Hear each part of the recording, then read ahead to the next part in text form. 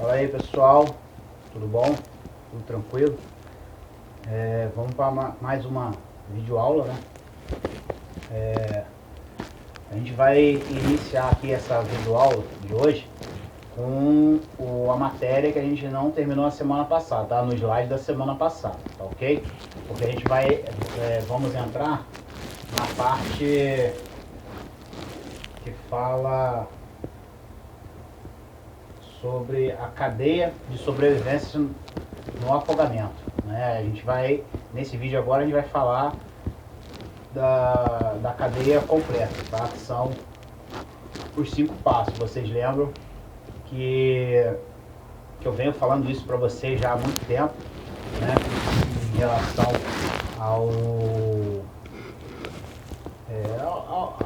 aos 5 passos, né, da cadeia de sobrevivência. Vou estar colocando para vocês aquele slide da mão, né, dos cinco passos. Então, nós vamos estar falando um pouco sobre ele aí, tá ok? Então vamos lá. Um detalhezinho, no decorrer do vídeo eu vou estar lançando aí um desafio a vocês, para poder na videoconferência a gente está fazendo, nós vamos trocar informações aí e eu vou lançar um desafio que eu vou estar perguntando a vocês alguma coisa na videoconferência, tá ok? Beleza, então vamos lá que é coisa pra caramba hoje. Cadeia de sobrevivência no afogamento. A cadeia de sobrevivência do afogamento é um passo a passo que inclui todas as ações, desde como evitar o afogamento até o hospital, quando necessário. Como o afogamento envolve principalmente a assistência antes do hospital, prestado em um ambiente altamente hostil, a água é usualmente realizado por leigos, sem treinamento. Necessita de uma abordagem educativa diferenciada de outras patologias no sentido de reduzir este dramático número, né? Então nós vemos que a cadeia de sobrevivência ela vem para poder nos ensinar um passo a passo do que vamos estar fazendo, né? Então a gente tem que estar prestando muita atenção nisso aí. E nós vamos falar, né, quais são esses passos, né? O primeiro é prevenção, depois reconheça o afogado, forneça flutuação, remover da água e o último, suporte de vida. Beleza? Então a gente vai estar falando sobre esses pontos todos aí. O primeiro ponto é a prevenção, tá? Então vamos estar lendo o slide e aí a gente fala um pouco sobre esse assunto. Então vamos lá, vamos ler o slide junto. Prevenção é a ferramenta mais importante e pode evitar 99% dos afogamentos. Apesar da ênfase no resgate e no tratamento, a prevenção permanece sendo a mais poderosa intervenção e a de menor custo. Embora o ato de prevenir possa aparentemente não transparecer à população como heróico, ele é o alicerce da efetiva redução de suas ocorrências, atuando não só na redução da mortalidade, como também na morbidade, lesões decorrentes do afogamento. Mais de 90% dos afogamentos ocorrem em rios, praias, piscinas e residências, né? Então você vê que nós temos essa informação aqui inicial falando sobre essas porcentagens. Você vê que 99% a prevenção ela tem, né, essa força de quase que 100%, né? Ela só não é 100% porque nós que lemos, que estudamos, que pesquisamos, que buscamos o conhecimento, não propagamos, né, esse conhecimento. Porque se a gente propagar, a gente vai sair daquela margem que nós lemos na aula passada, né, que de 100 mil acidentes envolvendo afogados, né, 5.700 morrem. Mas se a gente conseguir divulgar, fazer a prevenção, gente, com certeza, isso aí é óbvio, com certeza esses 100% vão diminuir, né? Esses 6% vão diminuir, que é 5,7% de morte. Isso vai diminuir com certeza. Os acidentes vão continuar acontecendo? Vão, mas o índice de mortalidade vai cair. Por quê? Por causa da prevenção. Então a gente tem que estar realmente focado nisso, sabe? Focar em prevenir. Principalmente nós, né? Como nós lemos aqui, é um resgate que não é feito por qualquer um, é por uma pessoa treinada, né? Que conheça das técnicas aquáticas. Então, nós temos que sim propagar o primeiro ponto, que é a prevenção. Vamos nós para o outro slide. Algumas atitudes simples que fazem a diferença na redução dos afogamentos, né? Piscinas e o entorno do lar. O problema, 3% do total de óbito por afogamento no Brasil, sendo 52% na faixa de 1 a 9 anos e 49% em piscinas residenciais. Planejando intervenção.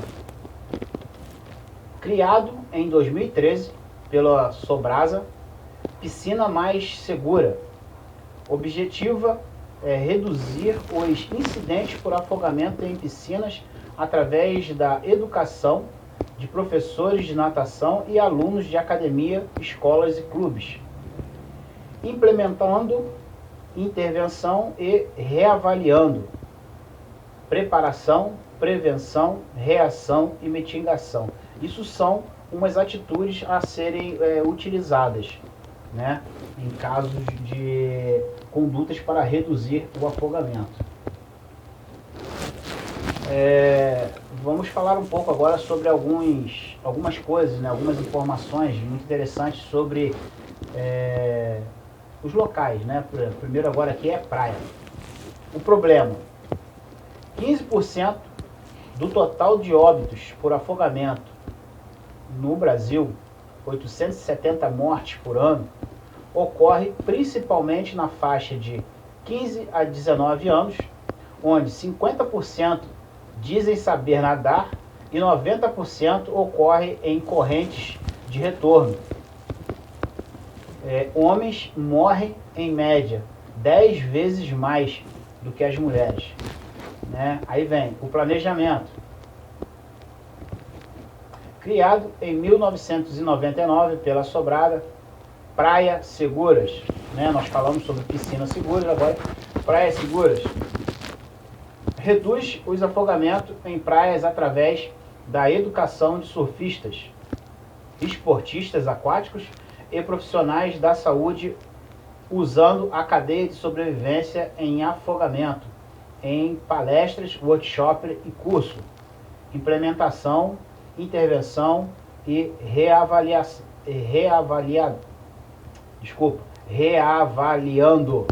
Aí entra preparação, prevenção, reação e mitigação. Em outras situações, rio, lagos e represas. O problema, 70% do total de óbitos por afogamento no Brasil, 11 mortes por dia, onde 50% estavam nadando, brincando 16% pescando, sendo 20% em uso de álcool, redução na avaliação de risco,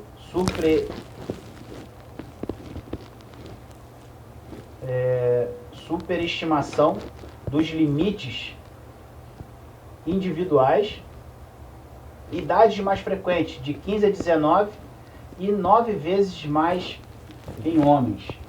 Né? Então, nós temos essa informação aqui, no caso do problema nos rios. Né? O planejado intervenção, criado em 2015 pelo Sobrasa, município mais resiliente em afogamento. Objetiva reduzir os incidentes por afogamento em rios, lagos e represas, através de consultoria em segurança aos municípios banhados por bacias hidrográficas, tornando-os mais resilientes. Implementado intervenções e reavaliando. Aí vem de novo. Preparação, prevenção, reação e mitigação. Então nós vimos aqui 3 situações, né, das quais nós falamos das piscinas seguras, das praias seguras e do município mais resiliente em afogamento. Por que o município? Né, por causa das corredeiras em geral, rio, lagos e represas. Então isso aí tudo foi criado pelo Sobrasa, planos de prevenção.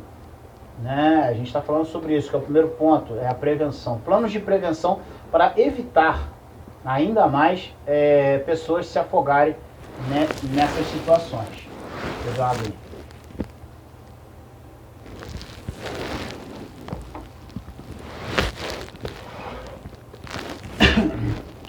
Vamos lá.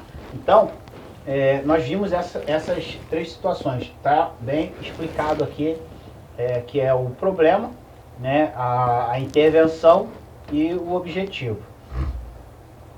Inundações, né, em casos de enchente, de chuva ou rompimento de barreira, né, essas coisas assim. O problema: 5% do total de óbitos por afogamento no Brasil. Afogamento é a maior causa de morte em inundações. Inundações é o desastre mais recorrente no Brasil, atingindo 30% do total de afetados e o maior responsável a causar morte, 44% do total. Entre as causas de afogamentos, a inundação é o desastre de maior impacto econômico. Né? Então, vimos aqui que a inundação ela é bem prejudicial. Qual é o planejado e intervenção? No caso de inundações, falamos de piscinas, de praias, de rios, lagos, que é municípios, né, resilientes, e agora estamos falando de inundações. Criado em 2010 pelo Sobrasa, Kim na escola. O que é esse Kim na escola? Só para vocês entenderem, eu vou mostrar a vocês aqui, né, o desenho do Kim na escola. É esse desenho que está aqui, né? Então, assim, foi um projeto que eles fizeram, atrativo, principalmente para educação. Então, se tem um mascote, né? E o Kim, ele é um mascote, né? E na prevenção na escola. Beleza? Vamos continuar lendo aqui então, né? Voltando para o slide e a gente continua lendo.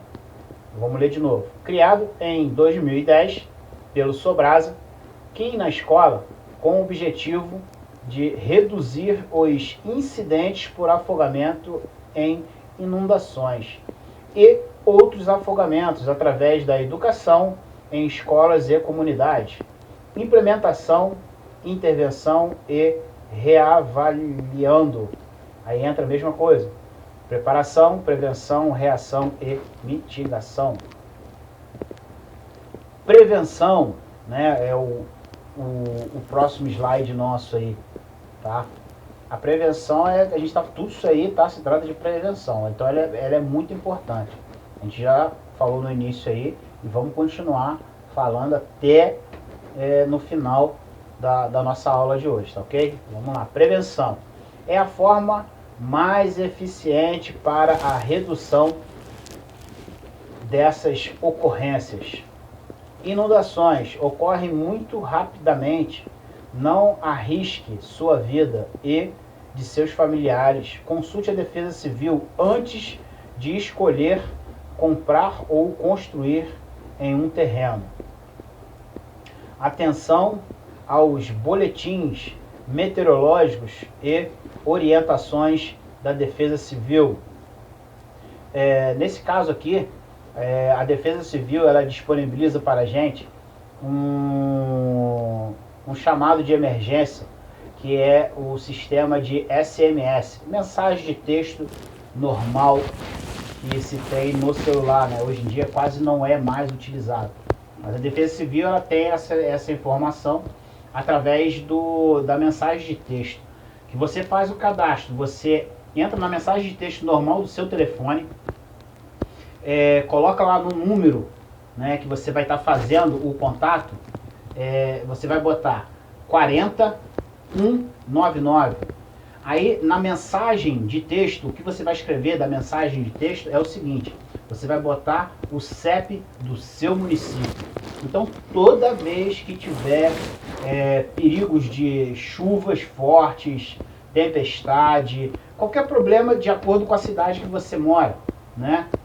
A Defesa Civil ela vai estar enviando para o seu celular essa mensagem de texto informando o cuidado que você tem que estar tomando. Se você mora em alguma área de risco, muito importante você fazer essa inscrição, tá, na Defesa Civil. É muito importante mesmo, tá? Por quê? Porque você vai estar sendo avisado em casos de chuvas muito fortes, essas coisas todas, porque eles têm a prevenção na meteorologia, tá ok? Então não esqueça, o número é da Defesa Civil, SMS 40199, e a mensagem de texto é o seu CEP da cidade, tá ok? Então vamos lá, continuando. Voltando aqui pro slide. Use lixeiras altas e fora das ruas e calles.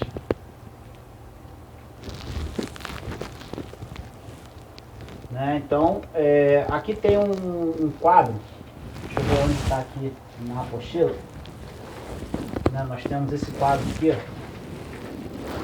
E esse quadrozinho aqui, tá? Nós vamos estar lendo ele junto, tá? Na videoconferência, tá? Esse já é o primeiro desafio para vocês aí. Na videoconferência nós vamos estar falando sobre esse quadro aqui, que fala sobre o que? Atitudes para lidar com inundação, né? Nós temos vários pontos e no último ali fala o seguinte, ó: nunca tente salvar alguém entrando nas águas. Avise 193, que é o bombeiro. Jogue algum material flutuante e aguarde os profissionais chegarem. Esse aqui é o final, tá? Nós temos 6 quadrinhos aqui, cada um fala alguma coisa, então nós vamos estar falando sobre eles na aula, na videoconferência, tá ok? Dando sequência. Já partimos para o passo 2, tá? Qual é o passo 2? Reconhecer o afogado. Então, vamos para o slide. Reconheça o afogado. Identifique um caso de afogamento antes ou durante a sua ocorrência. Possibilita tomar atitudes mais precocemente e evitar o agravamento da situação. Preste mais atenção nas pessoas ao seu redor na praia, em risco, em rios, é porque está escrito errado aqui, em rios, lagos ou piscinas, e antecipe as pessoas que podem se afogar. Então, tenha essa visão, tá? Qualquer atitude de ajuda deve ser precedida pelo reconhecimento de que alguém está sendo afogado.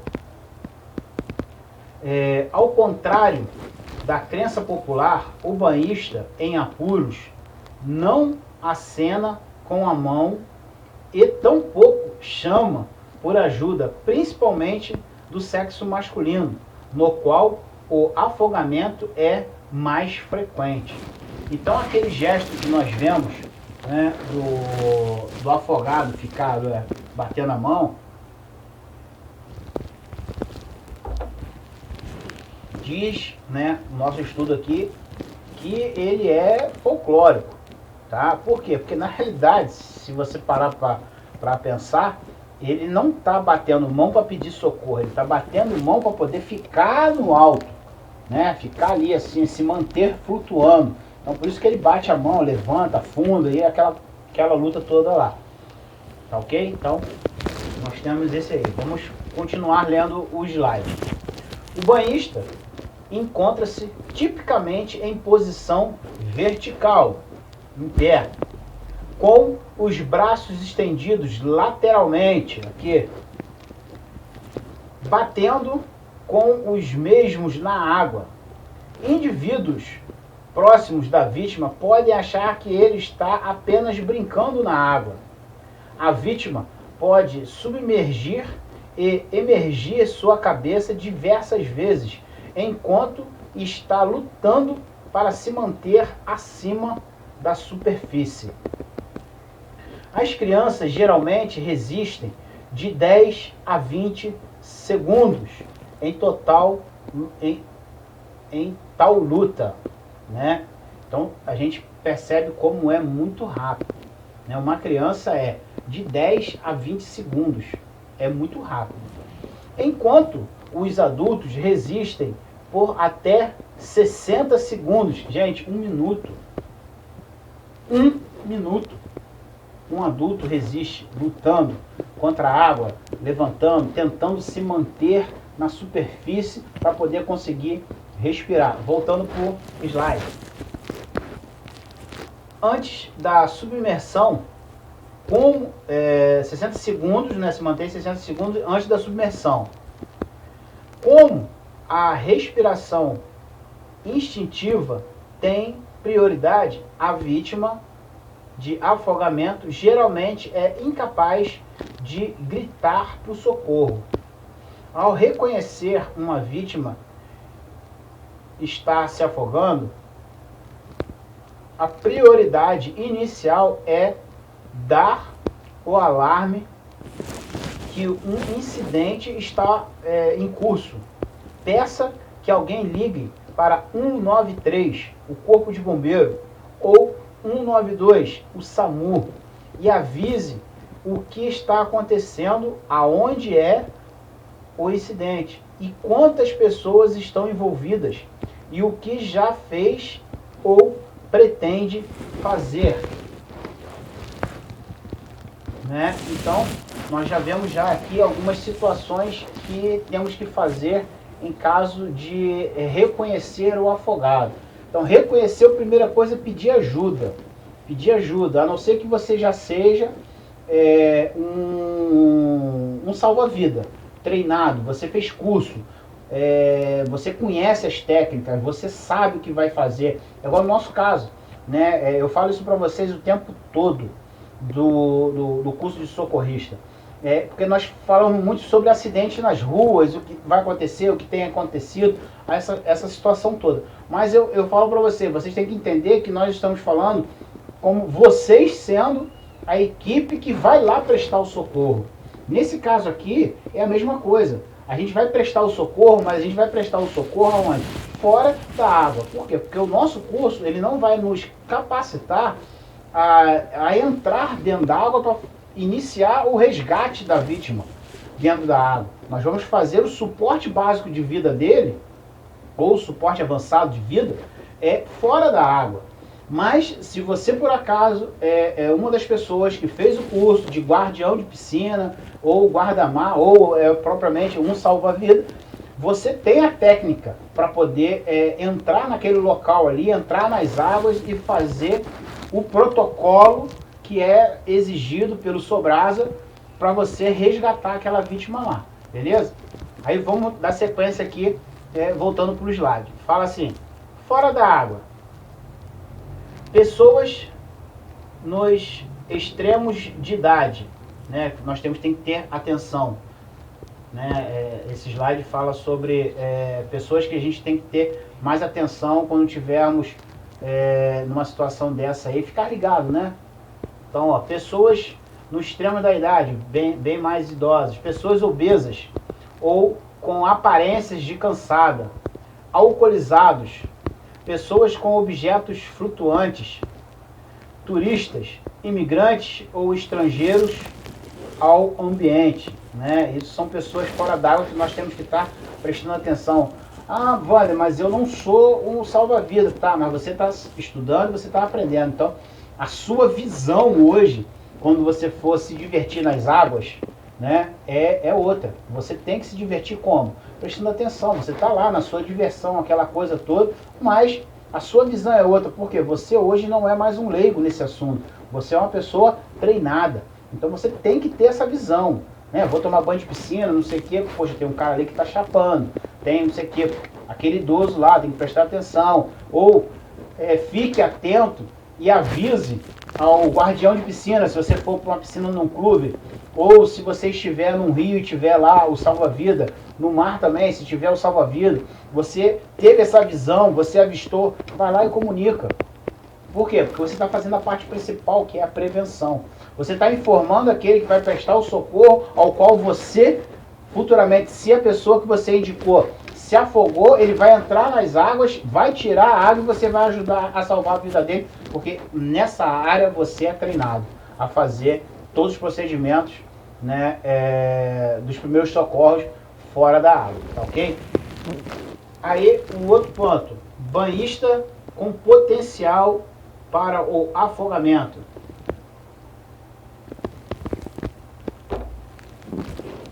Quais são eles? Né, que você vai perceber, só em olhar você vai perceber, porque ele vai ter essas atitudes aqui, ó. Entrar na água de forma estranha, nada e não se desloca, em posições exatamente no local de maior risco, nada contra a força da correnteza. Então são pessoas que você vai estar olhando para eles e vai falar assim, caramba, eu tô vendo que aquele cara lá tá nadando e não tá saindo do local. Ou então assim, rapaz, aquele cara tá entrando na água, ele não tem intimidade nenhuma em rio, mar, em nada. E você já tem, porque você é morador do local. Então você vai olhar e falar assim, opa, esse cara aí também é uma pessoa de risco, né? Que você vai estar olhando ali e falando, caramba, ele pode se afogar. E os sinais de uma vítima já se afogando, né? Isso aqui não tem como, né? Os sinais de uma vítima se afogando praticamente são sinais universais. Quais são eles? Vamos para o slide. Expressão facial assustada ou desesperada. Afunda e volta a flutuar em pé. Cabelo na face. Nada em pé, sem bater as pernas. Né? De todos esses quatro que eu li aqui, o que mais me chamou a atenção, que eu achei, né, maior barato, foi a situação do cabelo na face. Você olhar e ver realmente... Porque assim, a gente que toma banho, né, nas águas, banho de rio, mar, qualquer coisa assim, o cara quando tem um cabelo grande assim, igual o meu, ele... Quando mergulha, ele faz, a primeira coisa que ele faz quando levanta, né, que a água escorre no rosto, passa a mão para tirar o cabelo do rosto. Então, quando a pessoa afunda e levanta e não tem esse movimento de passar a mão no rosto, por quê? Porque ela não está segura em momento nenhum. Ela está desesperada, tentando se manter na superfície para não afundar. Então, o cabelo no rosto é nada.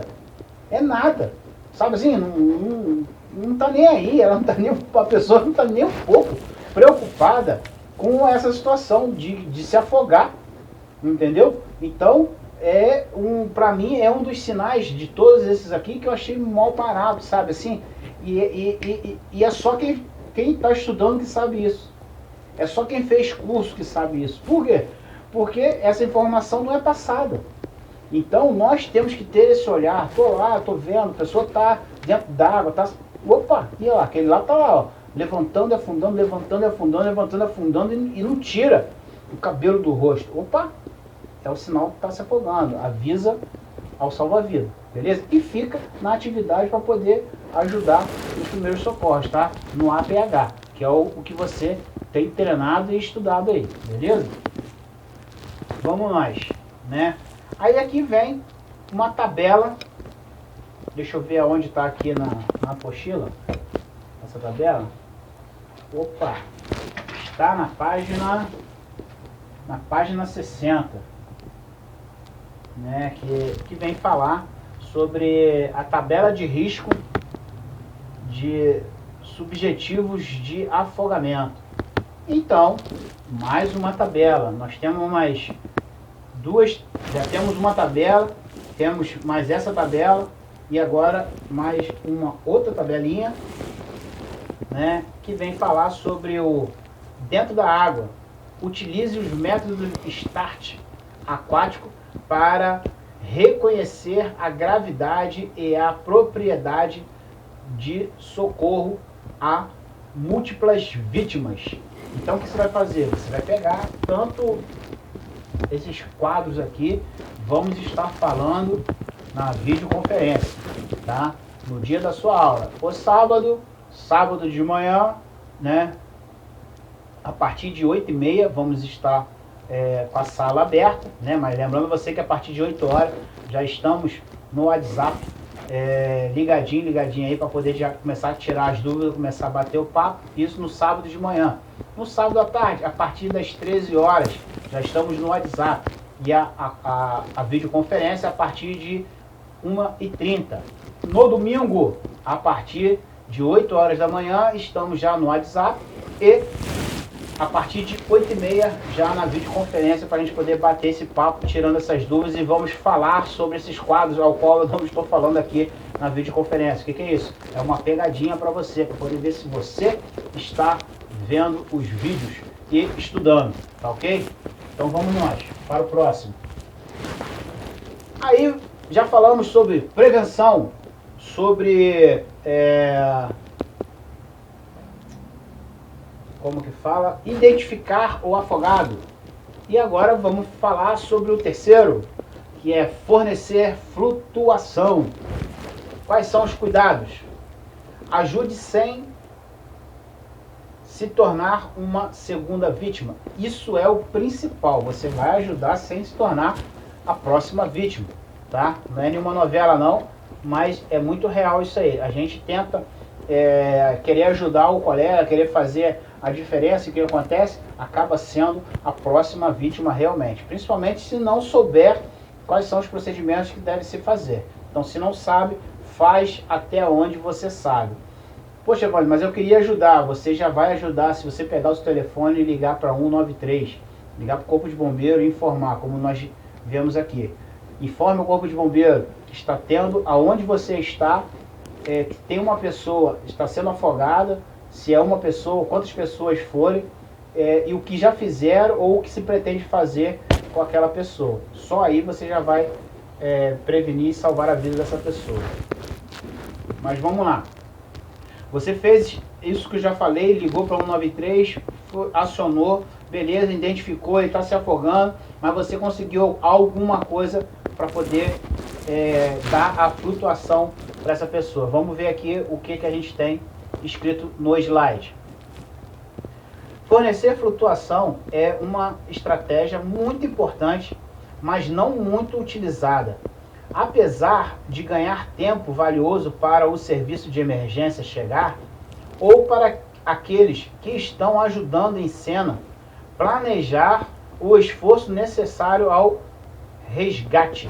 Então, a flutuação, ela é muito importante por causa disso. Por mais que pense, mas o que eu vou jogar? Gente, joga uma garrafa de PET.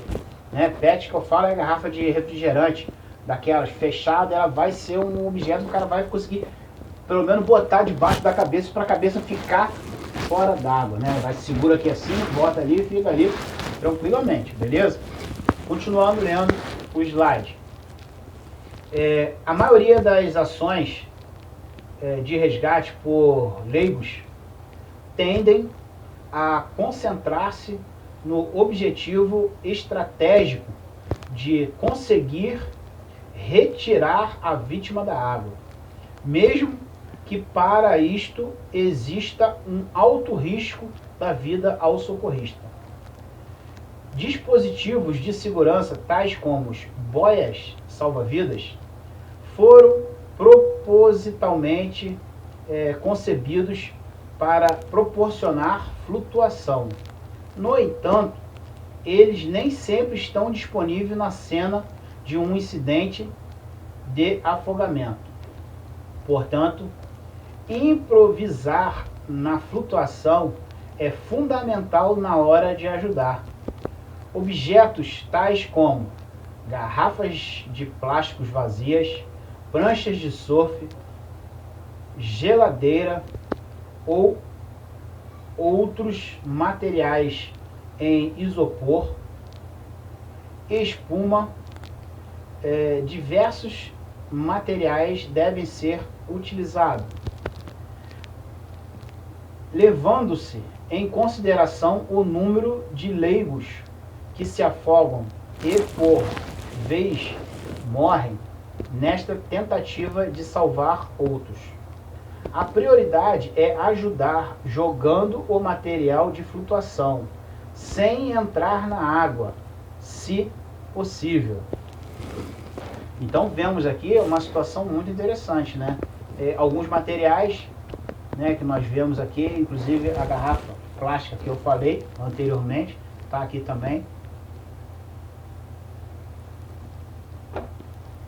Deram prancha de surf, né? N outros materiais. Materiais isopores, né? Que aqui fala sobre geladeira, mas caixa de isopor, né? O que você tiver que possa jogar lá para poder ajudar a pessoa a flutuar, você faz isso. Joga de fora, não entra lá na água, né? Você joga e mantém ela lá, porque isso aí vai ajudar, vai se ganhar tempo até a equipe de socorro montar a estratégia de como vai fazer o salvamento, tá ok? Aí vem uma informação muito interessante, né? Vamos para o slide, muito legal essa aqui. Se você for a vítima, mantenha calma. A maioria das pessoas morrem por conta do desgaste muscular desnecessário na luta contra a correnteza. Mantenha-se apenas flutuando e acene para o socorro. Só grite se realmente alguém puder lhe ouvir. Caso contrário, você estará se cansando e acelerando o afogamento. Acenar para o socorro geralmente é menos desgastante e produz maior efeito. No mar, uma boa forma de se salvar é nadar ou deixar ser levado para o alto mar, fora do alcance da arrebentação e a favor da correnteza. Acenar para o socorro e aguardar. Ou, se você avistar um banco de areia, tenta alcançá-lo. Em rios ou enchente, procure manter os pés à frente da cabeça, usando as mãos e os braços para dar flutuação. Não se desespere, tentando alcançar a margem de forma perpendicular. Tente alcançá-la obliquamente, utilizando a correnteza ao seu favor. Então nós vemos aqui essas informações relacionado a se você for a vítima. Aí fala aqui no caso do mar e no caso do rio, né? Então nós vemos aí essa situação, né, de ajudar a flutuação. Eu tive a experiência, né, lá em Cachoeira de Macacu, de poder, né, ajudar algumas pessoas que estavam se afogando no poço lá, né, no rio lá, que a gente chama de Valério. Foi onde eu aprendi a nadar.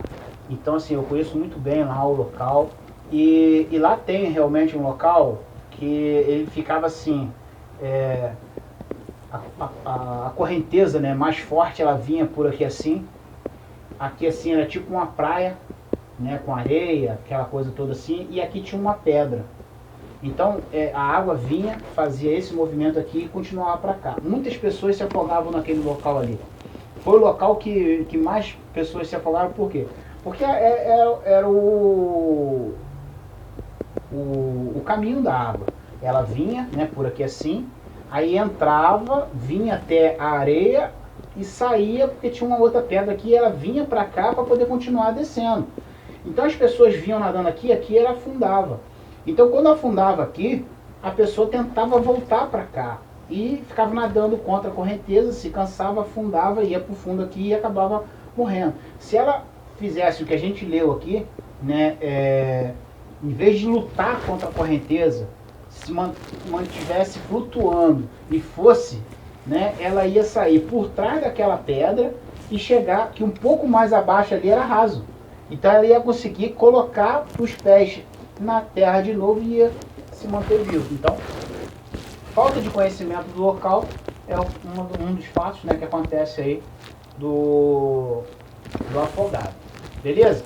Então, ó, agora vamos para a apostila, né, o slide dessa semana. Terminamos com a parte de fornecer flutuação à vítima, né, que foi a parte da matéria passada, e agora vamos iniciar aqui a remoção da água, tá ok? Então, vamos para o slide. Aí, vamos nós, agora falando sobre remover da água, né? Como eu falei, iniciamos o slide dessa semana, tá ok? Então vamos lá. Só entre na água para ajudar se tiver treinamento adequado.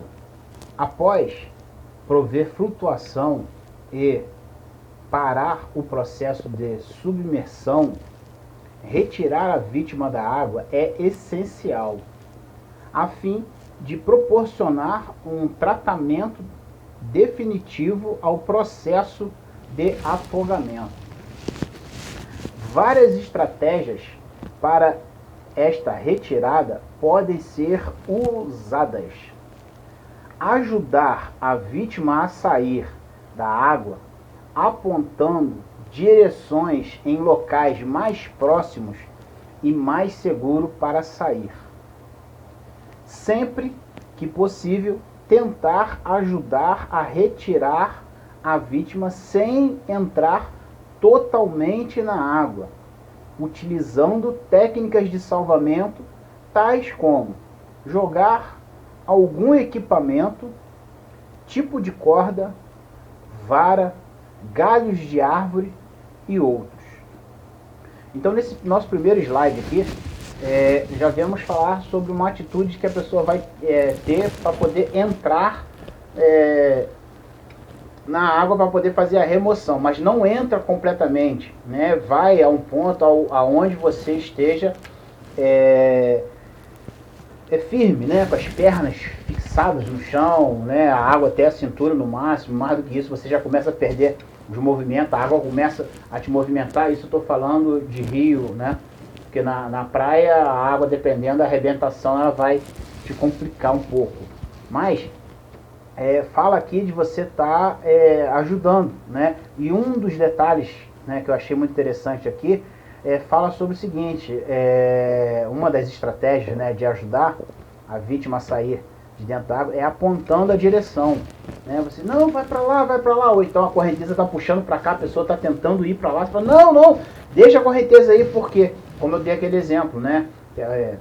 Lá no Poço Valério, em Cachoeira, a água vinha para cá e muitas vezes a gente indicava, não, pô, vai, que do outro lado dessa pedra aí é raso. A pessoa aí, quando obedecia, ela ia, chegava lá, realmente ela conseguia se salvar, né? Então, dando sequência aqui. Foi. Continuando na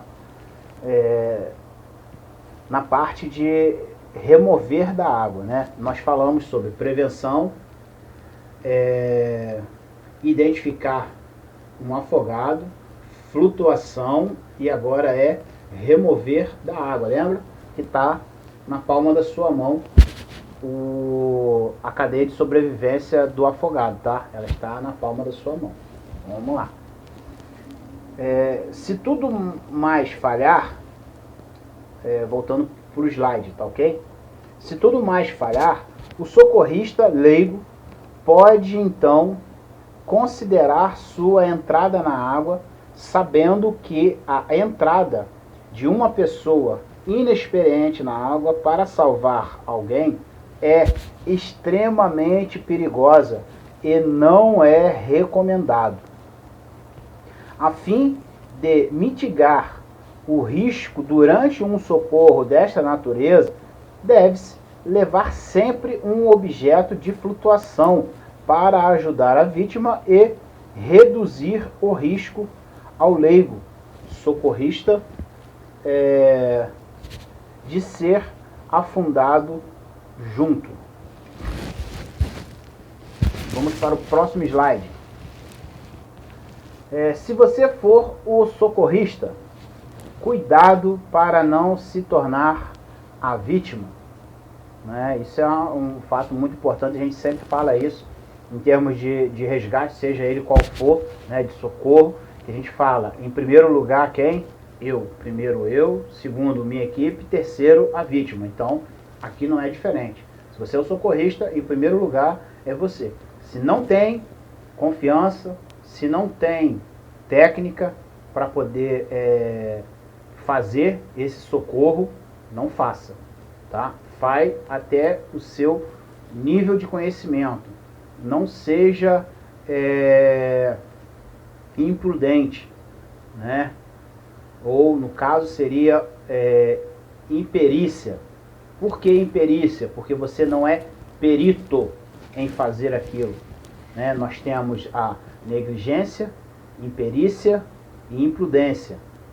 Então, nesse caso, você estaria entrando na imperícia, porque você não é perito para poder fazer aquela remoção, né? O perito é o cara que tem a técnica para fazer aquilo.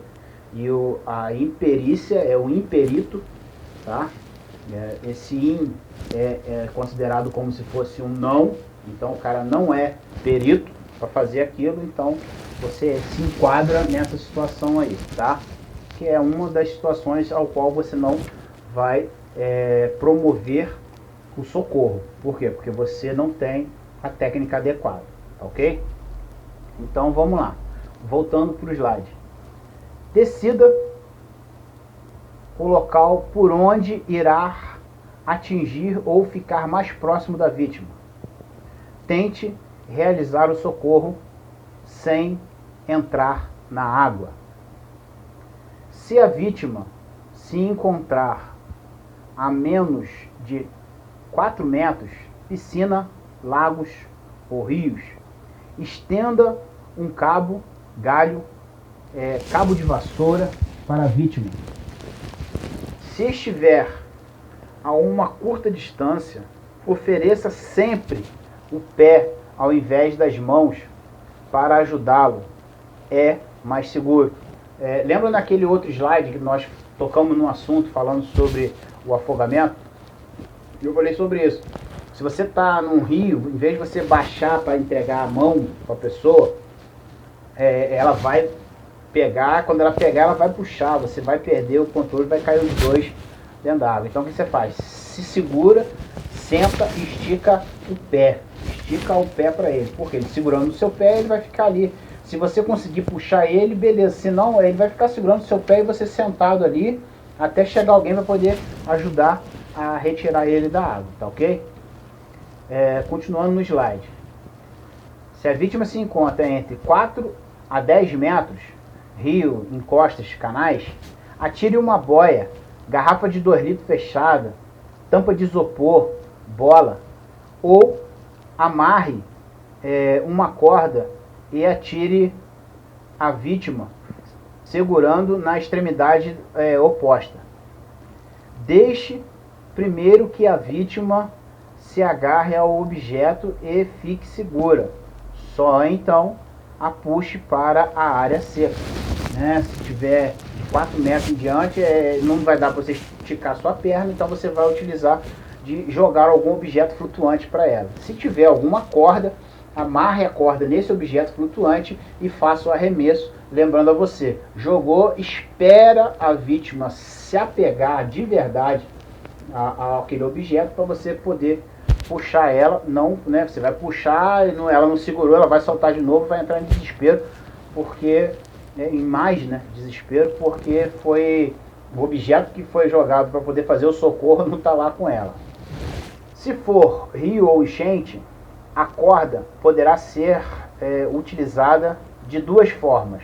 Cruzar de uma margem a outra, obliquamente, de forma que a vítima, ao atingi-la, será arrastada pela corrente à margem mais distante. Ou fixando um ponto à margem e deixando que a correnteza arraste para mais além das margens do rio. Então, assim, isso aqui são técnicas que vou estar mostrando para vocês um videozinho de um treinamento nosso feito lá em Cachoeira do Macacu, que fala sobre isso aqui, né? Então na videoconferência eu vou estar mostrando isso aí a vocês, tá ok? Se você decidiu entrar na água para socorrer, avise alguém que você tentará salvar a vítima e que chame o socorro profissional. Isso se você não for o socorro profissional, né? Leve consigo sempre que possível algum material flutuante. Retire roupas e sapatos que possam pesar na água e dificultar seu deslocamento. É válida a tentativa de se fazer das calças um flutuador, porém isto costuma não funcionar se for sua primeira vez, né? Tem uma técnica que você faz dando nó na ponta das calças, você vem com a boca da calça, a calça ao contrário, bate ela na água, ela vai inflar, você fecha ela ali, você vai conseguir flutuar com a calça. Isso é muito interessante. Entre na água, sempre mantendo a visão na vítima. Pare a 2 metros antes da vítima e lhe entregue um material de flutuação. Sempre mantendo um material de flutuação entre você e a vítima. Nunca permite que a vítima chegue muito perto, de forma que possa lhe agarrar. Entretanto, caso isso ocorra, afunde com a vítima, que ela lhe soltará. Deixe que a vítima se acalme antes de chegar muito perto. Se você não estiver confiante em sua natação, peça à vítima que flutue e acene pedindo ajuda. Só tente rebocar a vítima se tiver treinamento, pois isto pode gastar sua última energia. Durante o socorro, mantenha-se calmo e, acima de tudo, não se exponha ao paciente a risco desnecessário, né? Não se expor a risco desnecessário. Atenção! A decisão de realizar o suporte básico de vida ainda dentro d'água antes da remoção, baseia-se no nível de consciência do afogado e no nível de experiência do socorrista, né? Existe técnicas, só para a gente deixar isso aqui bem claro, existem técnicas que são utilizadas para iniciar o processo de suporte básico de vida ainda dentro d'água.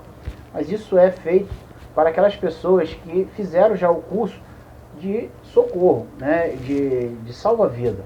Eles são treinados para isso, então eles vão fazer esse procedimento. Ao chegar na vítima, eles vão chegar já vão ter o reconhecimento em qual nível ali que ele se encontra, e ali eles vão ter um conhecimento para poder fazer já o suporte básico de vida mesmo dentro d'água, iniciando dentro d'água e depois fazendo o reboque, né, nadando para as margens, para a areia, para onde for, para o local fixo, para poder iniciar a parte do suporte básico de vida, ao qual nós já estamos acostumados a fazer. O afogado. Afogado consciente.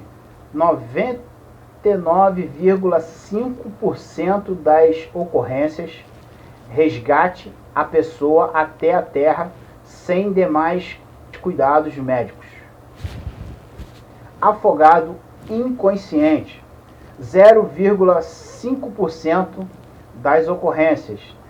A medida mais importante é a instituição imediata de ventilação ainda dentro d'água. A hipóxia baixa de oxigênio causada por afogamento resulta primeiramente em parada da respiração, ocasionando parada cardíaca em um intervalo de tempo variável, porém curto. Caso não seja revertida, a ressuscitação ainda dentro da água, ventilação apenas, proporciona à vítima uma chance 4 vezes maior de sobrevivência sem sequelas. Nós vemos aqui que a atitude, né, de fazer o processo de ventilação dentro d'água pode ter 4 vezes maior a chance da pessoa voltar sem sequela. Só que lembrando a vocês a situação dos protocolos aí que nós temos, né, de APH, né, que como que você vai fazer uma ventilação dentro d'água se você não tem a máscara pocket e reticência, porque você está dentro d'água, né? E mesmo se você tivesse, se você tentar colocar ela para poder fazer a ventilação dentro d'água, dentro d'água ela não funciona, né? Porque vai estar cheio de água, não tem como. Mas isso aí é caso para questão da gente pesquisar, né? Conversar um pouco com pessoas que são especializadas no assunto e vamos colher essas informações aí. A gente está para poder fazer visita técnica no quartel do bombeiro, aí do lado da escola. Assim que a gente fizer, lembre-se da gente fazer essa pergunta, né? Como é que é feito, qual é o procedimento, isso tudo aí. Aí a gente tira essa dúvida aí com os especialistas, ok? Vamos lá, dando continuidade ao assunto. Métodos de ventilação dentro da água. Sem equipamento. Só é recomendável com 2 socorristas ou com 1 socorrista em água rasa. Com equipamento. Pode ser realizado com apenas 1 socorrista, mas deve ter treinamento para tal procedimento. O tipo de material deve ser escolhido conforme o local do resgate. O material de flutuação deve ser utilizado no tórax superior, promovendo uma espontânea hiperextensão do pescoço e a abertura das vias aéreas, né? Então, nós vemos isso aí, que quando se usa o material já acontece automaticamente, porque você tem o flutuador, você vai colocar o flutuador e você vai poder fazer, iniciar, né, a manobra de ventilação na vítima. Mas nós vimos aqui com 1 ou com 2 socorristas, ok? Então, ó, Nós temos aqui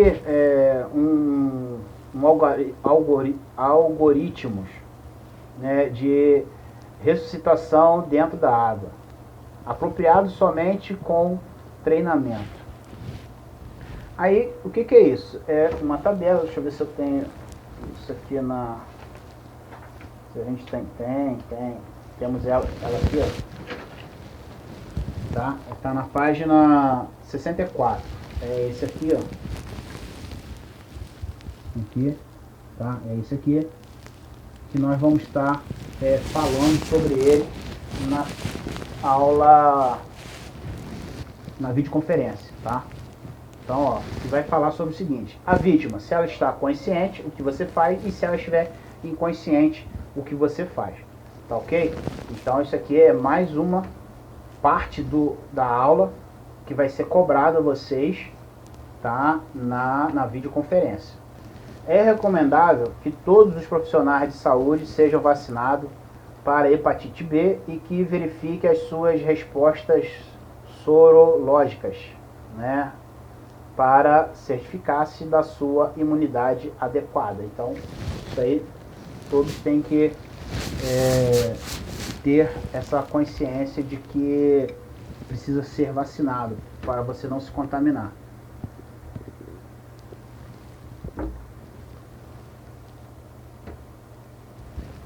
O transporte, no caso aqui, é a transição da água para o seco. Vamos por slide.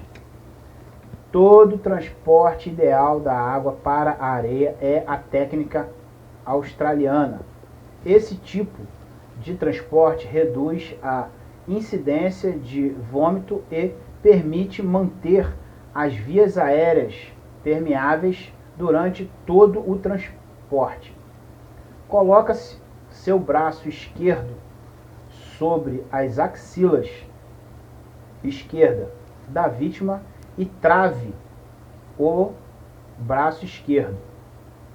O braço direito do socorrista por sobre a axila direita da vítima, segurando o queixo, de forma a abrir as vias aéreas, desobstruindo-as, permitindo a ventilação durante o transporte.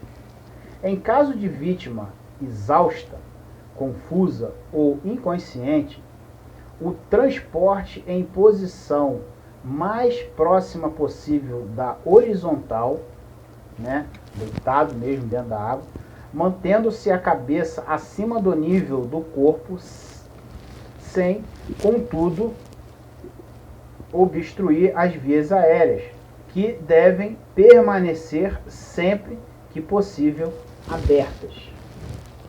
Afogamento. Em caso suspeito de trauma cervical, utiliza-se sempre que possível a imobilização da coluna cervical durante o transporte até a areia ou a borda da piscina. Quando possível, utilize uma prancha de imobilização e colar cervical ou improvise com prancha de surf. O posicionamento da vítima para o primeiro atendimento em área seca deve ser paralela à do espelho d'água, o mais horizontal possível, deitada em decúbito dorsal, distante o suficiente da água a fim de evitar as ondas, né? Isso caso do mar, né? Se estiver consciente, coloque o afogado em decúbito dorsal a 30 graus. Se estiver ventilando, porém inconsciente, coloque a vítima em posição lateral de segurança, decúbito lateral, sobre o lado direito, né? Por que do lado direito? Para poder, quando tiver... Aqui são duas situações, né? Quando a pessoa tiver... a gente lembra quando a gente falou de vítimas de envenenamento? Que a gente coloca para o lado esquerdo por causa da posição do estômago, né? No caso do afogado, ele vai estar com o estômago cheio d'água, né? Que bebeu muita água, mas ele vai estar também com o pulmão cheio d'água.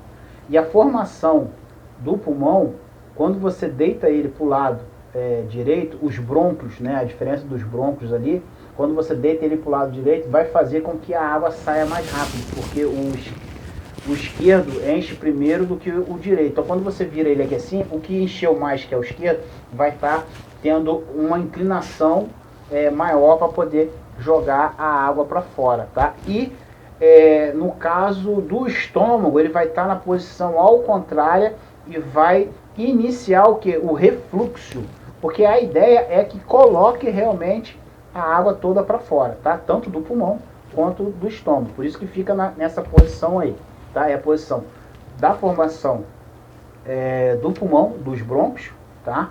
Dos alvéolos, o final ali do pulmão e também do estômago. A água vai ser toda retirada da pessoa, ok? Voltando para o slide. Suporte de vida, hospital, se necessário. Aí é prevenção, né? Identificar o afogado, fornecer flutuação, retirada da água e, por último, suporte de vítima. Então, né, a corrente ou a cadeia de sobrevivência do afogado está na sua mão, ok? Então, e um detalhe muito importante, né, que eu falo para vocês isso direto, por que a prevenção está no dedão? Porque a prevenção é legal, né? Porque o dedão é o joinha. Então a prevenção, ela é joinha, ok? Lembre-se sempre disso. Então vamos prevenir. Então, dando sequência aqui, vamos falar. Ó.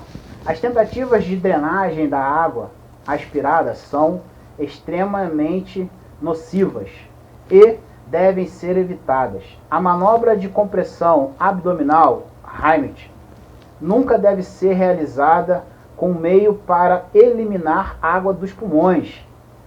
Ela é ineficaz e gera riscos significativos de vômitos com o aumento da aspiração.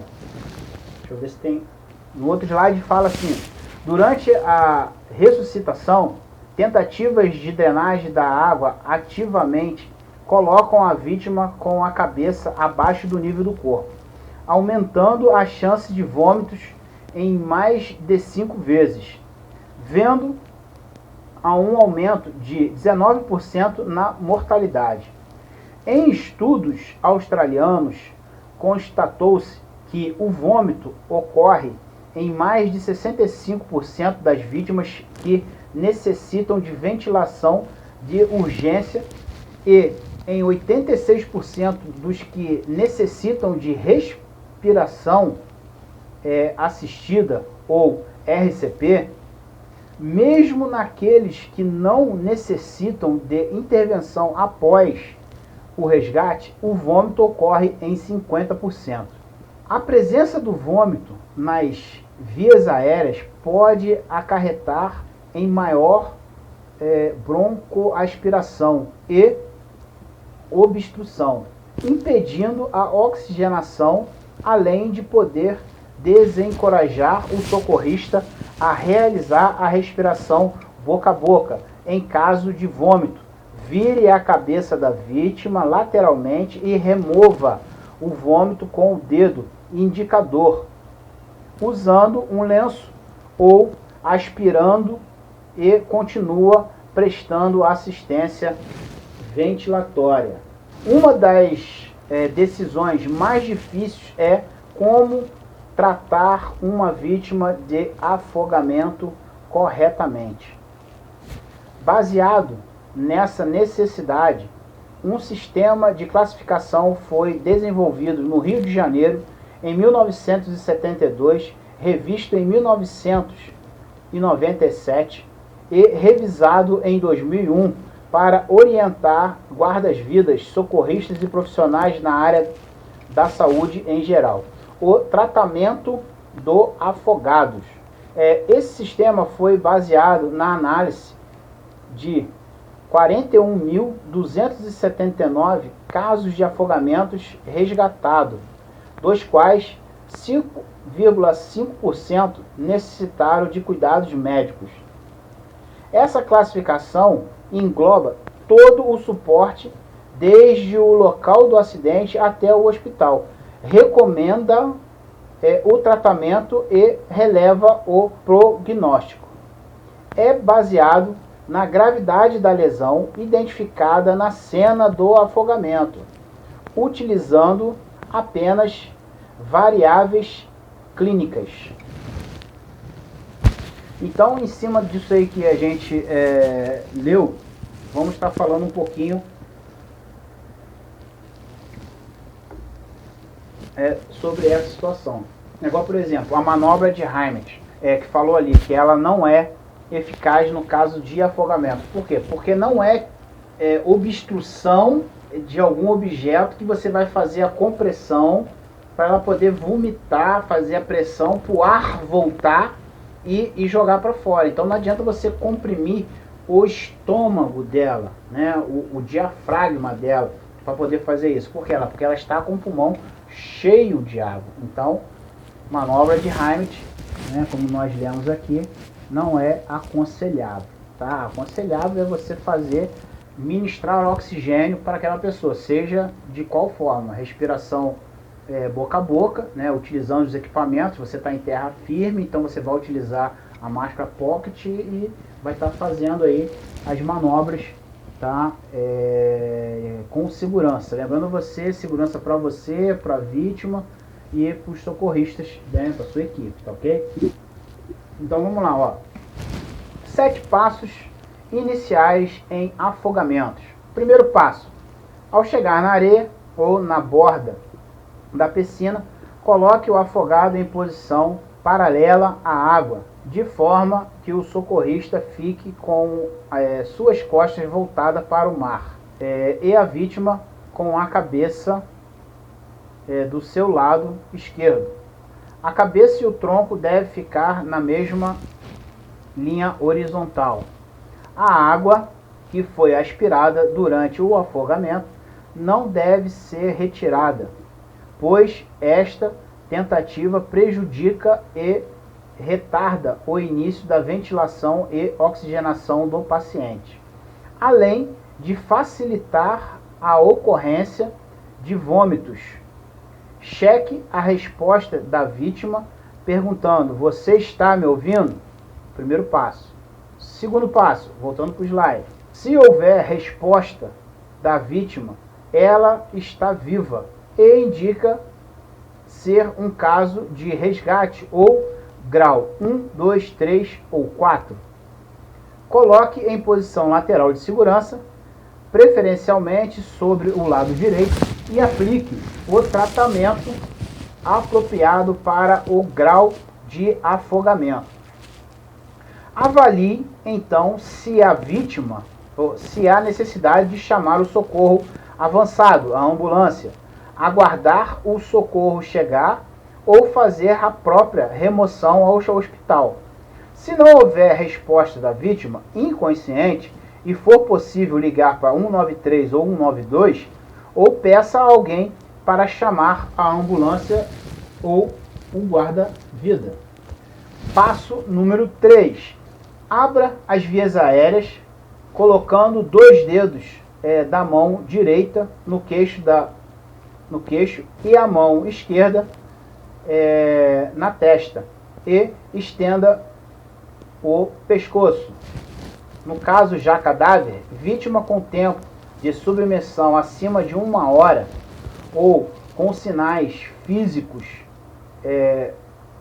óbvios de morte, né, rigidez, livrores e outros, decomposição de corpos, conduta: não inicia ressuscitação, encaminhar o corpo ao IML. O passo 4. Cheque se existe respiração, ver, ouvir e sentir.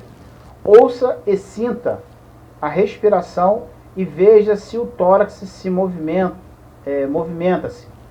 Se houver respiração, é um caso de resgate ou grau 1, 2, 3 ou 4. Coloque em posição lateral de segurança e aplique o tratamento apropriado para o grau. Passo 5. Se não houver respiração, inicie a ventilação boca a boca com o uso da máscara Pocket e realize as 5 ventilações iniciais, observando o intervalo entre cada uma que possibilite a elevação do tórax e logo em seguida o seu esvaziamento. É recomendável a utilização de barreira de proteção, a máscara, é o que está aqui no slide, tá ok? Passo número 6. Cheque sinais de circulação, movimentos ou reação à ventilação realizada. Simplesmente observe movimentos na vítima ou reação à ventilação feita. Passo número 7. Se não houver sinais de circulação, retire os 2 dedos do queixo e passe para o abdômen, localizando o encontro das 2 últimas costelas. Marque 2 dedos e retire a mão da testa e coloque-a no tórax e a outra por sobre a primeira e inicie 30 compressões cardíacas externa em caso de um socorrista. Não existe palpação de pulso arterial no suporte básico de vida para verificação de circulação, no caso de afogamento, tá? Lembre-se disso, protocolo de afogamento. Você vai fazer o que? Verificação de respiração. Se não está respirando, pode iniciar o protocolo de RCP, né? Ó, nos casos de RCP em afogamento, a ventilação a verificação de ausência da circulação se faz através da falta de resposta à ventilação realizada, né? Por quê? Nós vimos lá atrás, na aula passada, que o tempo de o que acontece é um processo, né, que vai se agravando. A laringe relaxa, ele respira água, quando ele respira água, enche o pulmão, vai para os brônquios, não faz a troca gasosa, não fez a troca gasosa, o que acontece? Parou de mandar o oxigênio, vai para o sangue, então quando para de mandar o oxigênio para o cérebro, o que ele faz? Ele desmaia, né? Ele perde a consciência, depois disso a água vai para o sangue, destrói os glóbulos vermelhos e aí entra naquele processo todo que para de fazer o quê? De ter o impulso muscular. Parou de ter o impulso muscular, o coração vai parar. Se ele parou, ele entrou numa parada cardíaca. Então, se a vítima está uma vítima inconsciente, ela não está respirando, você não precisa nem verificar se ela tem pulso ou não. Por quê? Porque isso é muito rápido. Então, ela entrou em parada, em PCR, parada cardiorrespiratória, né, que é o PCR, ela entrou em PCR por quê? Porque ela teve uma parada respiratória, foi por causa da hipóxia, falta de oxigenação. Então você vai fazer o quê? Vai retornar a respiração. Você não precisa, no caso aqui, fazer né, a verificação de pulso, porque se ela não está respirando, ela já está com pulso, com os batimentos parados, tá? Então, continuando lendo aqui no slide, fala o seguinte, ó, no afogamento no grau 6, as chances de uma RCP bem sucedida, sem sequela, será tanto maior quanto menor o tempo de submersão, mas está limitada a 7 a 11% de todos os casos, tá? No caso do afogamento grau 6, o cara está inconsciente completamente, então o que vai determinar vai ser o maior tempo, né, que ele tiver ali, será tanto maior quanto menor o tempo de submersão. Então, ele vai voltar sem sequela quanto menos tempo ele ficar submerso. Aí, vamos agora para as dicas sobre o suporte básico de vida no afogamento no grau 6, no último, né? Antes de ele virar uma vítima, né? Um afogamento cadáver, né? Um afogado cadáver. Então, vamos lá. Sempre inicie todo o processo com apenas um socorrista, para então, após o primeiro ciclo completo de RCP, iniciar a alternância com 2 socorristas. Em caso de 2 socorristas presentes e somente em caso de afogamento, o protocolo de RCP após o primeiro ciclo poderá passar de 15 compressões para 2 ventilações. A velocidade, frequência destas compressões deve ser de 100 a 120 vezes em 60 segundos. Uma criança de 1 a 9 anos utilize apenas uma mão para as compressões. O socorrista deve se colocar lateralmente ao afogado e em lados opostos. Aquele responsável pela ventilação deve manter as vias aéreas desobstruídas. Em caso de cansaço, realize a troca rápida e de função com o outro socorrista. A RCP deve ser mantida alternada, 2 ventilações e 30 compressões, ou 2 por 15, com 2 socorristas, até que haja resposta, né? Quando fala até que, você vai continuar fazendo, até que você tenha o que a gente vai estar lendo aqui agora, né? Haja resposta e retorne a respiração e os batimentos cardíacos. Coloque então a vítima de lado e aguarde o socorro médico solicitado.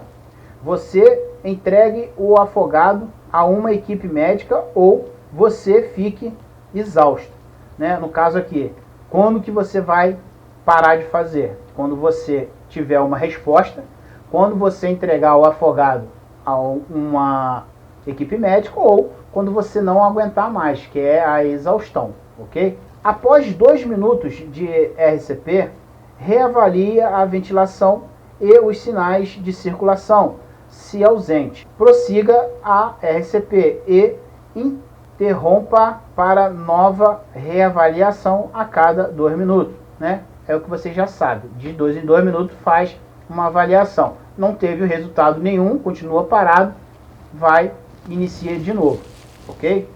Fique atento durante a RCP e verifique periodicamente se o afogado está ou não respondendo, o que será importante na decisão de parar ou prosseguir. Existem casos descritos de sucesso de reanimação de afogados após 2 horas de manobras e casos de recuperação sem danos ao cérebro até 1 hora de submersão. Então, continue fazendo, não tem essa, não pare. Nos casos de retorno da função cardíaca e respiratória, acompanhe a vítima com muita atenção durante os primeiros 30 minutos, até a chegada da equipe médica, pois ainda não está fora de risco de uma nova parada cardíaca.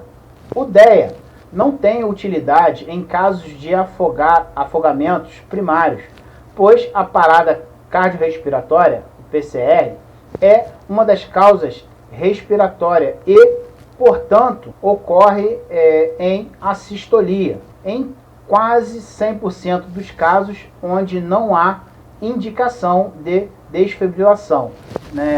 Nós vimos no processo lá, no início lá, como eu já falei agora há pouco, o processo crescente. Então o processo crescente é o que? Quando chega, já vamos lá para o final, né?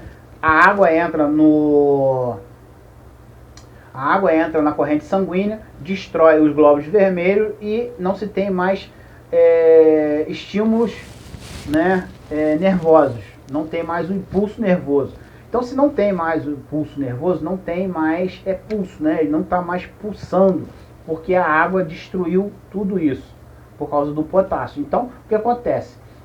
Não tem mais pulso, então ele não vai ter a desfibrilação, né? Ele vai ter o que? A sistolia, ele vai parar, o coração vai parar. Então, ele não é recomendado, porque ele só é recomendado em 2 casos, né? Que é a fibrilação ventricular e a taquicardia ventricular, né? A ESP e a sistolia não são recomendados. E no caso do afogado a sistolia, então não é recomendado. Então por isso que fala aqui que o DEA, no caso do afogado, ele não é recomendado, tá? Mas vamos continuar lendo, voltando aqui para o slide. No entanto, o DEA é útil em situações de praia e balneários, onde são locais de grandes ocorrências de parada cardíaca e fibrilação ventricular por pessoas de idade em prática de diversas atividades e assim exposta ao risco de PCR por fibrilação ventricular, onde em seu uso pode determinar o sucesso da ressuscitação. O DEA pode ser necessário em casos de afogamento secundário ou a ocorrência de um IAM. Cada serviço de saúde e salvamento aquático deverá avaliar os benefícios de possuir um DEA disponível para o uso imediato neste local. Nos casos onde não houver efetividade de manobra de ventilação boca a boca, refaça a hiperextensão do pescoço e tente novamente. Caso não funcione, pense em obstrução por corpos estranhos e execute manobra apropriada. A avaliação de corpo estranho ou a retirada de prótese dentária só deve ser feita caso estejam dificultando a ventilação boca a boca, né? Então nós vimos aqui que a remoção de alguma coisa dessa aí é se você não conseguir fazer a ventilação. Lembrando que estamos falando de vítimas de afogamento, tá? Coloquem isso na cabeça de vocês. Vítimas de afogamento tem alguns detalhes diferentes do que a gente tem estudado aí, tá? Nos protocolos de atendimento, beleza? Então temos que ter esse entendimento, por isso que temos que conhecer os protocolos, tá? Vamos lá, continuando aqui, voltando para o slide. Quando vale a pena tentar a RCP em afogamento? O tempo é fator fundamental para um bom resultado na RCP. E os casos de afogamento apresentam uma grande tolerância à falta de oxigênio, o que nos estimula a tentar a RCP, além do limite estabelecido para outras patologias.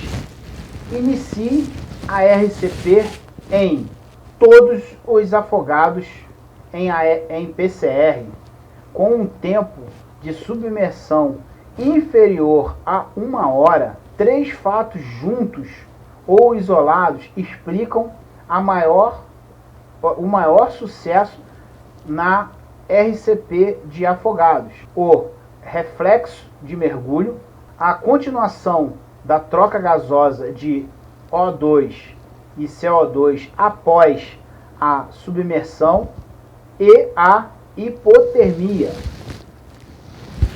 O Centro de Recuperação de Afogados tem registrado 13 casos de PCR com submersão maior que 7 minutos, sendo 8 com mais de 14 minutos, ressuscitados com sucesso.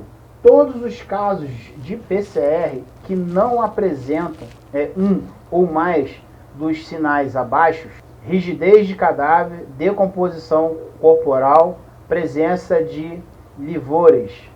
Continuando aqui,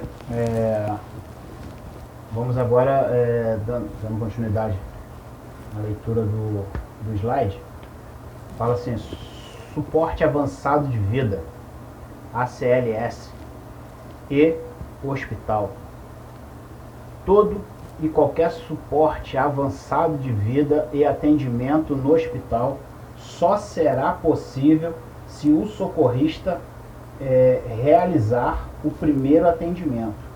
Portanto, você é a parte mais importante de todo atendimento a este afogado. Os 4 primeiros anéis da cadeia de sobrevivência do afogado, os guarda-vidas no trabalho de praia recebem suporte de atendimento médico avançado através de ambulâncias aparelhadas com equipamentos tipo UTI, que chegam ao local em um tempo médio de 12 minutos. Então vemos aqui essa informação aqui do suporte avançado de vida. Uma coisa que eu ouvi, uma frase que eu ouvi, eu achei muito interessante relacionado ao suporte avançado de vida, é o seguinte, né, como fala aqui, que você é o principal no atendimento. Por quê? Porque você faz o suporte básico de vida. Então, se você não fizer um suporte básico bem feito, o avançado não vai chegar. Por quê? Porque a vítima vai ser perdida no suporte básico. Então a vítima só vai ser levada para o suporte avançado quando ela tiver um suporte básico de qualidade. Então, se não tiver um suporte básico de qualidade, ela nunca vai chegar no avançado. E no afogado não é diferente. Nós lemos isso aqui, ó. Portanto, você é a parte mais importante de todo atendimento a este afogado, né? Por quê? Porque é você que vai fazer a diferença lá, porque são os primeiros atendimentos que faz a diferença no afogado. Não só no afogado, né? Em qualquer socorro, beleza? Vamos dar continuidade aqui no slide.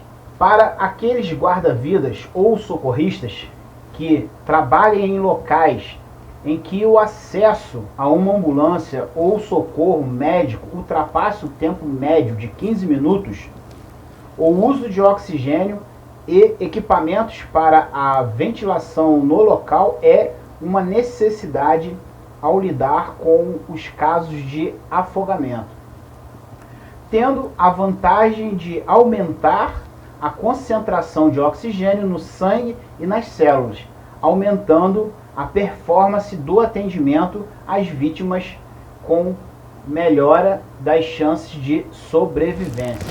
Então nós vemos aqui, né, nesse ponto, nós temos que entender que no caso do acidente do afogado, né, o afogamento, ele é causado através do, como a gente vem, né, estudando aí, respirar água. Então a respiração e a parada, né, como eu falei aqui anteriormente, ela vem através da hipóxia. O que é a hipóxia? É falta de oxigênio.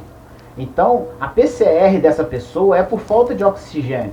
Então você tem que fazer o que para poder reverter a situação dela?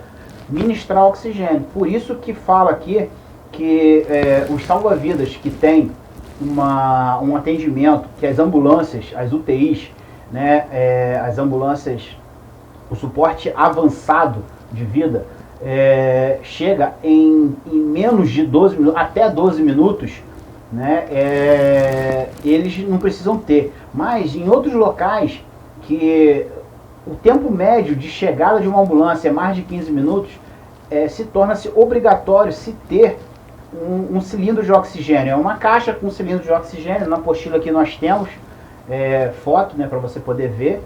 Então, essa maleta de oxigênio, a gente chama que é a bolsa de O2, né, tem que se ter no local isso aí. Por quê? Para você poder ministrar com qualidade um oxigênio para o afogado, né? Num socorro normal, a administração do oxigênio é de grande importância, né? Porque se a pessoa não respira, ela morre.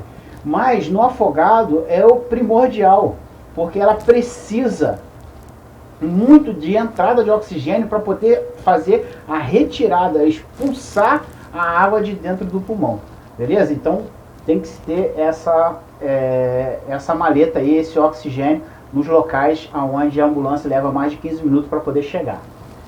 Continuando, ó.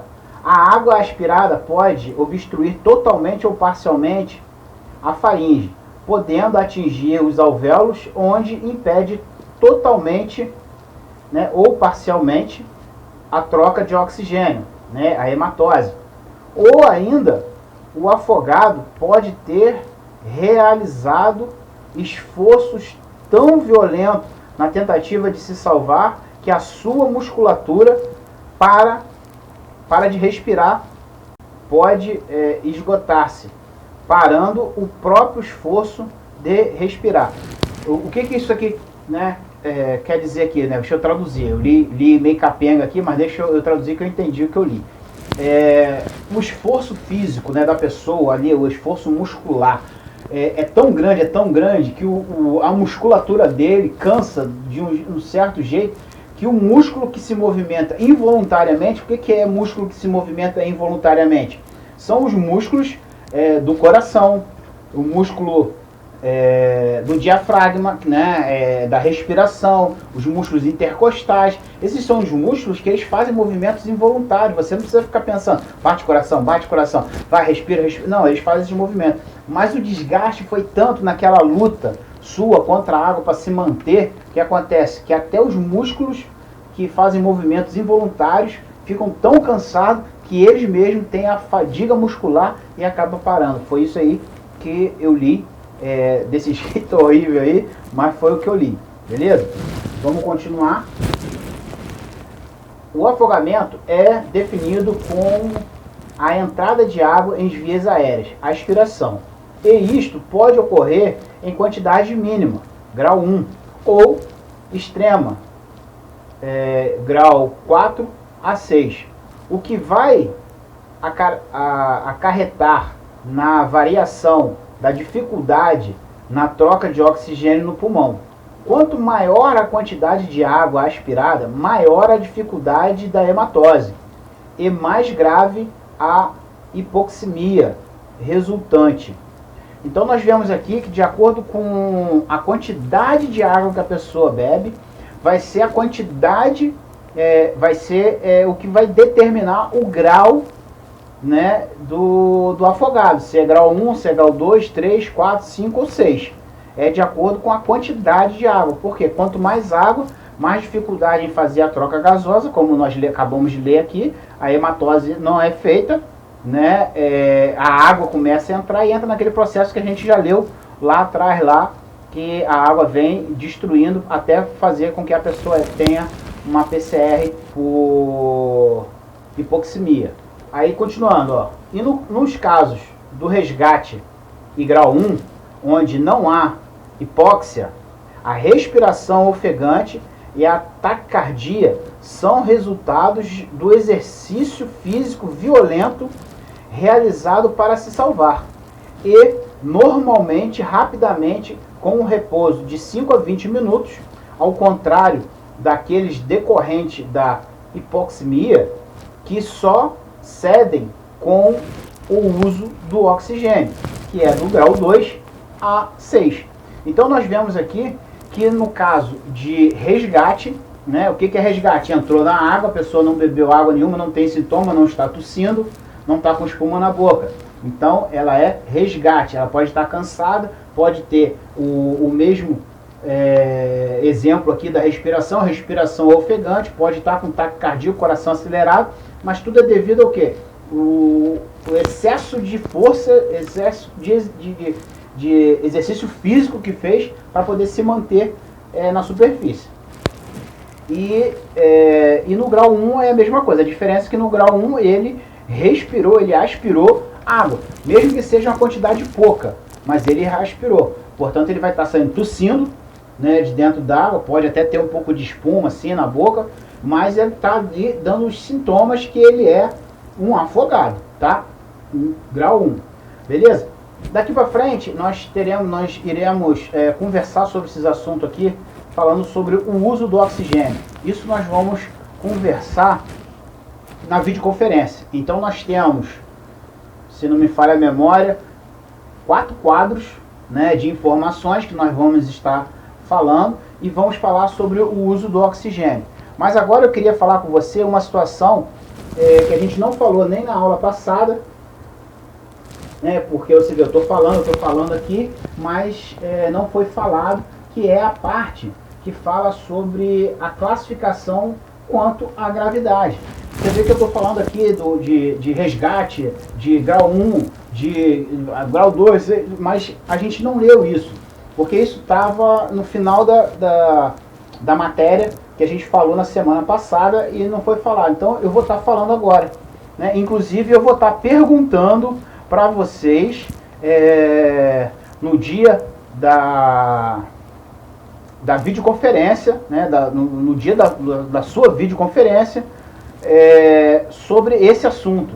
Por quê? Porque aí eu vou saber se você realmente assistiu ou não esse vídeo todo, né? Assistiu a videoaula toda, esse tempo todo aí, praticamente mais de 1 hora de videoaula, para poder chegar nesse final aqui, que aí eu vou falar classificação quanto à gravidade. Aí vem, temos 3 colunas. A primeira coluna fala sobre o grau, a segunda coluna fala sobre sinais e sintomas, e a terceira coluna fala sobre a conduta. Então vamos lá. No resgate, sinais e sintomas: sem tosse, espuma na boca e nariz, dificuldade na respiração ou parada respiratória ou PCR. Conduta: avalie e libere do próprio local do afogamento. Isso é resgate. Grau 1, tosse, sem espuma na boca ou no nariz, né? No caso não tem espuma na boca. Eu falei agora há pouco aqui que poderia ter espuma na boca. Falei errado, tá? Desculpa aí. Então é só tosse. Grau 1, ele sai da água só com tosse, não tem espuma na boca, né? Qual é a conduta? Repouso, aquecimento e medidas que visem o conforto e a tranquilidade do banhista. Não há necessidade de oxigênio ou hospitalização. Beleza? Grau 1. Grau 2. Pouca espuma na boca e no nariz, né? Pode ter tosse, mas vai estar com espuma na boca. Oxigênio nasal a 5 litros por minuto.